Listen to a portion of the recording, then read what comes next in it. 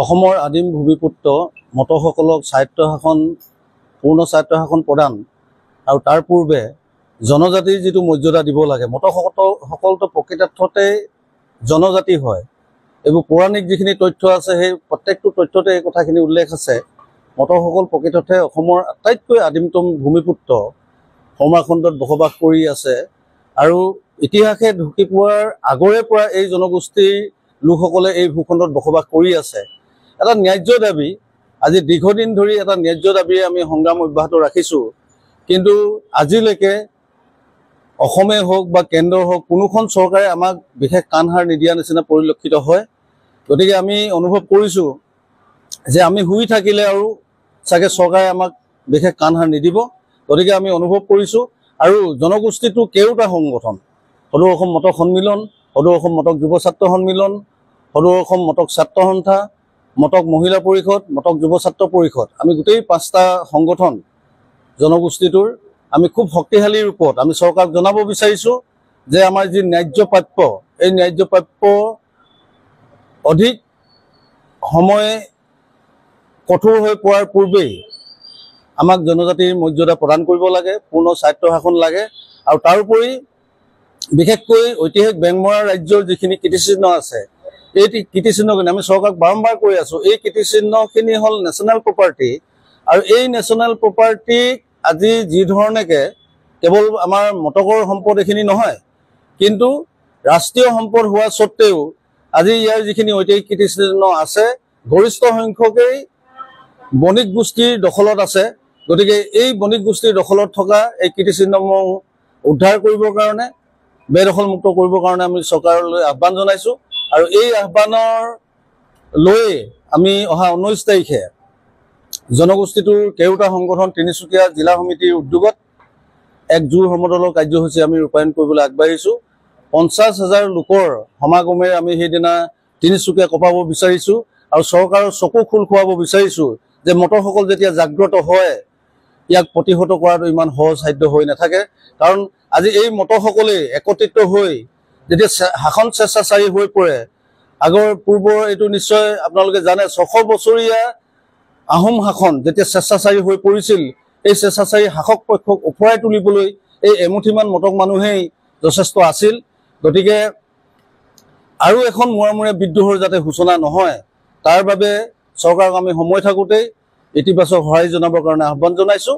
আৰু এই বাৰ্তাখিনি লৈ অহা 19 তাৰিখে আমি 50,000 জনতাৰ সমাগমেৰে আমি তিনিচুকীয়াত এক জোৰ সমদলৰ কাৰ্যসূচী ৰূপায়ণ কৰিবলৈ। তিনিচুকীয়া জিলাৰ মটক জনগোষ্ঠীৰ আটাইকেইটা সংগঠনৰ উদ্যোগত অহা 19 তাৰিখে আমি তিনিচুকীয়া ৰাজপথ কঢ়াবলৈ গৈ আছোঁ। গতিকে আমাৰ মটক জনগোষ্ঠীৰ যিসকল গাঁৱত থাকে, অঞ্চলত থাকে, বিভিন্ন চুবুৰীত থকা লোকসকলক আমি মটক জনগোষ্ঠীৰ আটাইকেইটা সংগঠনে আমি অনুৰোধ জনাইছোঁ যাতে সকলো স্তৰৰ, কোনোবাই আজি কংগ্ৰেছ কৰিছে, কংগ্ৰেছ কৰি থকা মটক জনগোষ্ঠীৰ লোকসকলেও আমাৰ এই জুৰি সমদলত অন্তৰ্ভুক্ত হ'ব লাগিব। আজি বিজেপি কৰি আছে, আজি এজিপি কৰি আছে, কিন্তু জাতিৰ স্বাৰ্থত, জাতিৰ ঊৰ্ধত কোনো নহয়।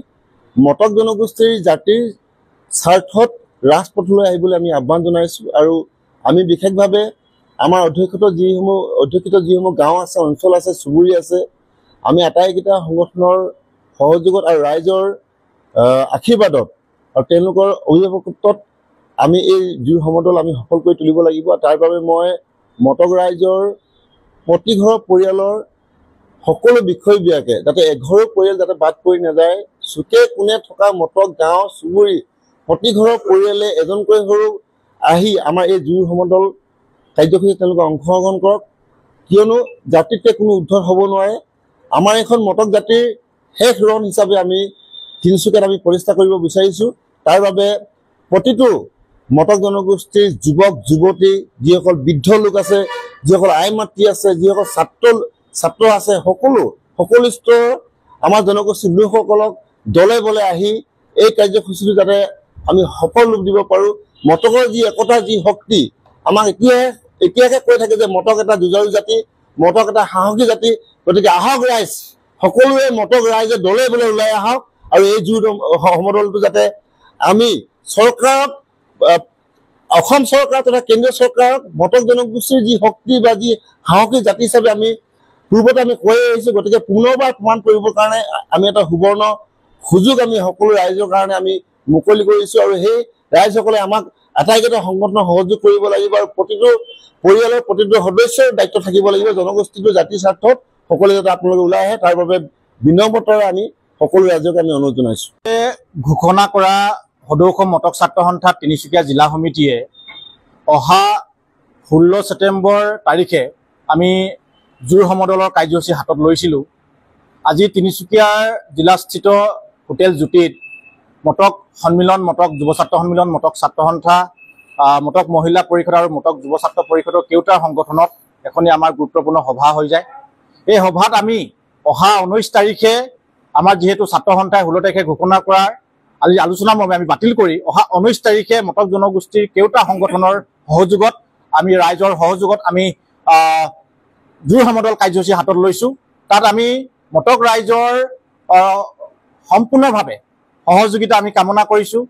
গ্ৰাম্য অঞ্চলত বসবাস কৰা অনুষ্ঠান প্ৰতিষ্ঠান ক্লাব আদি কৰি সকলোকে দলে বলে আহি মটক জনগোষ্ঠীৰ এই জোৰ সমদল কাৰ্যসূচীত অংশগ্ৰহণ কৰিবৰ কাৰণে আমি মটক ছাত্ৰ সন্থাৰ তৰফৰ পৰা অনুৰোধ জনাইছোঁ।